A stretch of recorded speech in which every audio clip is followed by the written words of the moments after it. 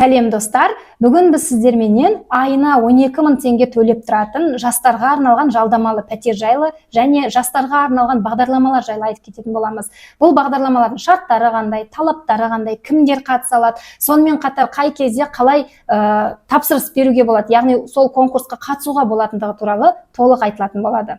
Ал алдымен танысып алайық. Менің есімім Ақылтаева Мадина, бухгалтерия саласында 15 жылдық тәжірибем бар, ипотека саласында 4 жылдық тәжірибем бар. Дегенмен ең алғашқы үйімді 22 жасымда 2014 жылы алған болатынмын. Енді осы уақытта 2000-нан аса бухгалтерлерді оқытып, 150-ден аса адамды ипотека маманы етіп шығардым. Жалпы ипотека саласында 100-ден аса адамға өз баспаналарын алуға көмектестім. Онымен қоса өзімде уже 32 жасқа келсем де бір жер үй және де 3 пәтерім бар. Барлығы осы ипотекаға алынған болатын. Жер үйді тек наличкаға, 3 пәтерді ипотекаға алдық. Қазіргі уақытта бухгалтер эксперт және ипотека под ключ курстарының авторымын. Бұл курстарға мен өзімді осы уақытқа дейін табысқа жеткізген тәжірибем мен білімімді салдым. Сонымен қатар оны басқаларға да үйретіп келемін. Сол арқылы менің оқушыларым қазір ипотека саласында өз баспаналарын алып қана қоймай, 0-ден бастап табысты тауып жатыр. Ипотека бойынша сопровождение алып, консультация өткізіп, обучение жасап, 300 мың теңгеменен 3-4 миллион арасында табыс тауып жүрген оқушылар да бар. Оқушыларының арасында опыты жоқ, дипломы жоқ, ноутбук пайдаланып көрмеген қыздар да бар. Егер сіз де өз үйіңізді алғыңыз келіп жүрсе, сопровождениеға миллиондап ақша құртқыңыз келмесе, тек қана өзіңізге алып қоймай, басқаларға да алып беріп табысқа шыққыңыз келсе, сіз де осы ипотека под ключ курсын оқи аласыз. Мен сізбен жеке өзім қолыңыздан ұстап жүріп нәтижеге жеткізетін боламын.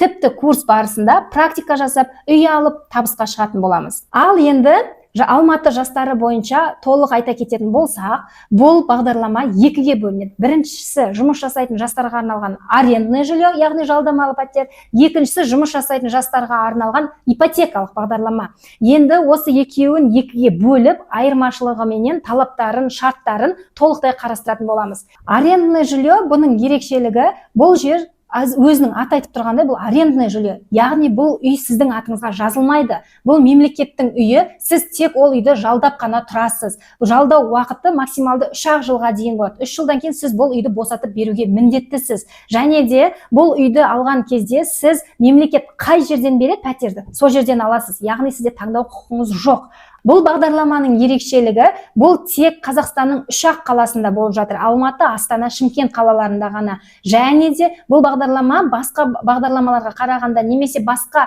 арендаға қарағанда әлде қайда арзан. Сіз жалдамалы пәтер, мысалы Алматы қаласында тұрып, бір бөлмені 200 мыңға жалдап отыратын болсаңыз, ал бұл бағдарлама арқылы сіз айына небәрі 12 мың теңге ғана төлеп отырасыз. Бұл бағдарлама бойынша 5 мыңнан 15 мың теңгеге дейін сіздің алған пәтеріңіздің бөлмесіне байланысты. Студия, 1 бөлме, 2 бөлме, 3 бөлме деген сияқты бағасы өзгеріп отырады. Ал бұл бағдарлама бойынша мемлекет салып берген ауданнан, салып берген жерден, салып берген үйден таза, әрлеудегі новый ремонтпен келіп тұра салатын ғана пәтер беріледі. Сіз онда ремонт жасамайсыз, ол үйді келіп обстраивать етпейсіз, немесе жаңағыда басқа да жұмыстар жасамайсыз, дайын пәтер келесіз, көшіп кеп жуып шайып тұрасыз, болды. Енді осы арендный жилье бойынша бұның шартты, негізгі шарттары бұл жерде сіз қай жерде жұмыс істейсіз, оған қарамайды, міндетті түрде 6 ай пенсионка үздіксіз түсіп отырса болғаны. Енді қатысушыларға қандай талап бар? Осы талаптарға прям мән берулеріңізді сұраймын. Неге? Себебі ең басты талап сіздің жасыңыз 35-ке толмаған болу керек.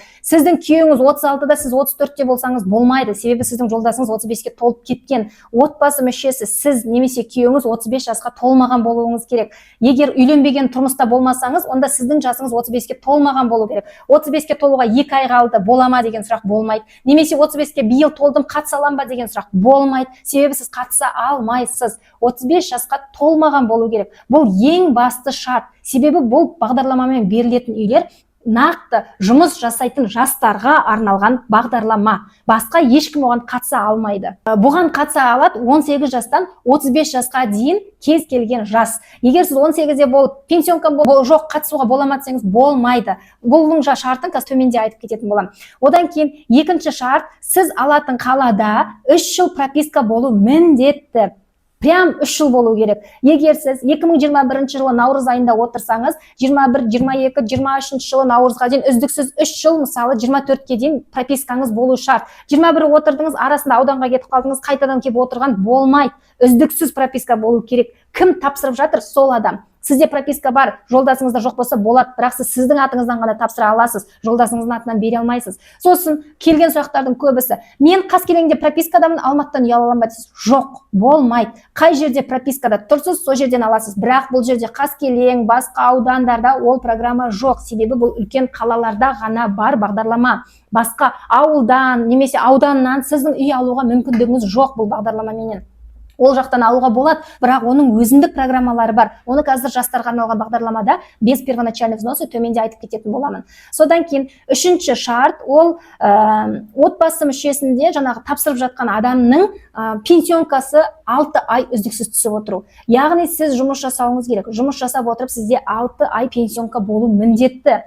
Мысалы, ол енді бірақ жұмыс орнында емес. Мен мысалы Қазақтелекомда істедім, 2 айдан кейін жұмыстан шығып кеттім. Сосын арасында 1 ай үзіліп қалды. Қайтадан мысалы ретінде Магнумға жұмысқа кірдім десеңіз болмайды. Ол жерде үздіксіз 6 ай пенсионка түсіп отыру керек. ТУОдан болсын, ИПОдан болсын, басқа да мекемеден болсын, үздіксіз пенсионка болу керек. Сосын декретте отырған анамын, бірақ жасым 31-де немесе 25-те мен ала аламын ба? Жоқ. Декретте отырған ата-аналарға, әсіресе әйел адамдарға пенсионка түспейді. Мемлекеттен НАОдан түсетін пенсионка, ол сіздің пенсионкаңыз болып есептелмейді. Яғни сіз бұл бағдарламаға қатыса алмайсыз. Содан кейін тағы бір шарт, сіздің атыңызда 5 жыл үй болмау керек. Көбісі айтады, мен папамның ауылдағы үйінде долясында тұрмын, бола ма? Болмайды. Доляда болса да, сіз справка обременения алған кезде ЕГОВта сізде атыңызда үй бар болып тұрады. Немесе 2 жыл бұрын мен үйімді сатып жібердім, енді үй алсам бола ма осы бағдарламамен? Тоже болмайды. Сосын менің атымда үй бар, бірақ ол ауылда, мен қаладан алсам болмайды. Болмайды. По всему Қазақстану сіздің атыңызда үй болмау керек.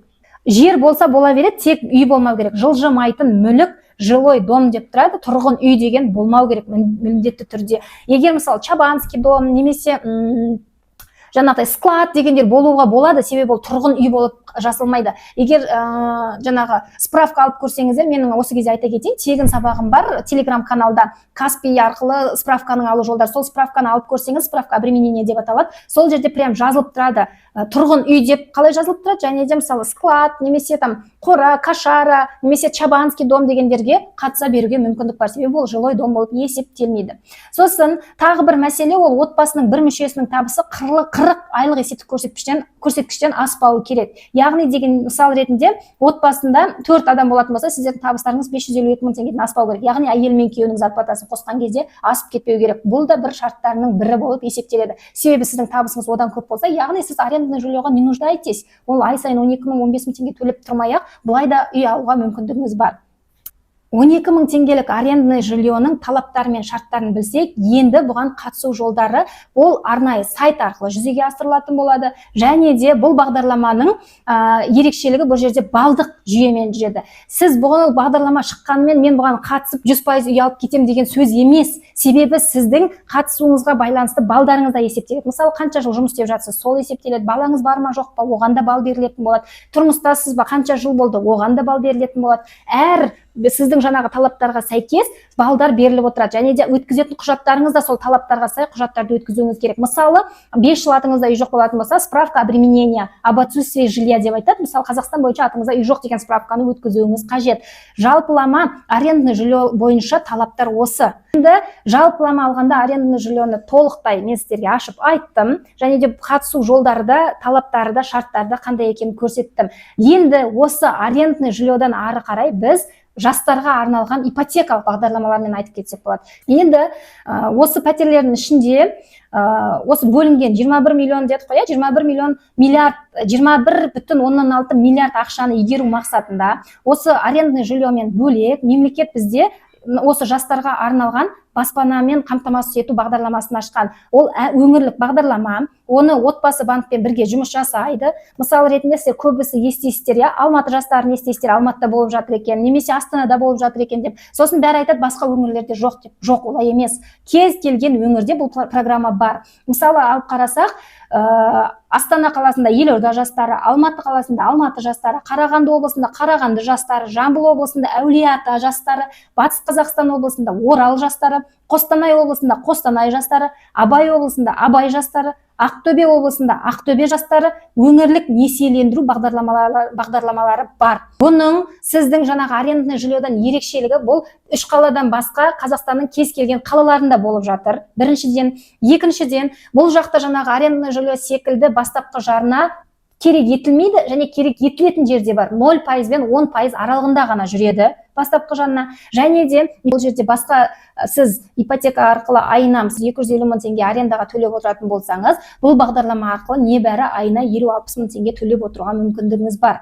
Және де бұл ипотечный бағдарлама арендный жильодан тағы бір ерекшелігі, арендный жильода белгілі бір жерден ғана үй берілетін болса, бұл жастарға арналған ипотекалық бағдарламада сіз қалаған жеріңізден өзіңізге ұнаған пәтеріңізді таңдай аласыз. Черновой болсын, чистовой болсын, ол уже на ваш вкус дейді ғой, енді өзіңіздің таңдауыңызға, өзіңіздің қалауыңызға байланысты болады. Және де бұл жерде барлығы отбасы банк арқылы жүреді, пайыздық үстемақысы 5%-дан басталады, яғни төмен. Басқа ипотечный бағдарламаларда сіз 7, 9, 13, 15%-ға дейін төлейтін болсаңыз, ал бұл жастарға арналған бағдарламада бар жоғы 5% беріледі.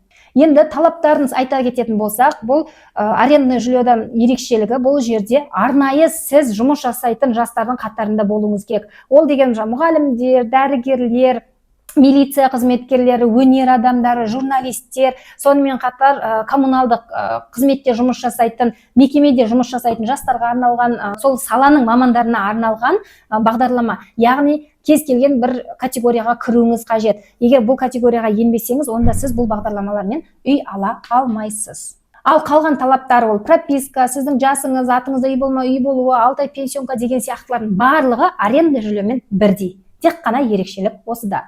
12 мың теңгелік жалдамалы пәтерлер мен арендный жильоменен ипотечный бағдарлама, жастарға арналған бағдарламаның екеуінің айырмашылығы, бұл жерде арендный жильо тек Алматы, Астана, Шымкент қаласында болса, ал жастарға арналған бағдарлама жаңа жоғарыда айтып кеткен өңірлердің барлығында бар. Екеуінде де бастапқы жарна талап етілмейді.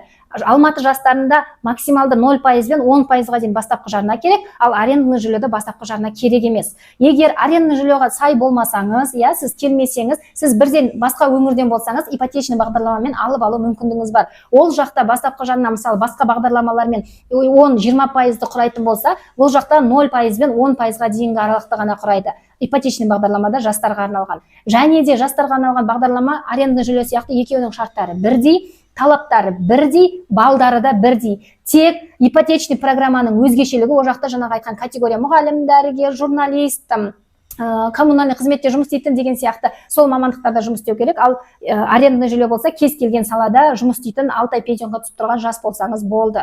Және де бұл сіз егер осы талаптарға сай болсаңыз, ипотечный программамен өтсеңіз, немесе арендный жильомен өтсеңіз, маған хабарласып менің сопровождениемді алсаңыз болады. Ал егер бұл талаптарға сай болмасаңыз, сіз қазірден бастап пропискаңызды немесе пенсионкаңызды реттеп, жөндеп, бұл бағдарламалармен үй алуға мүмкіндіктеріңіз бар.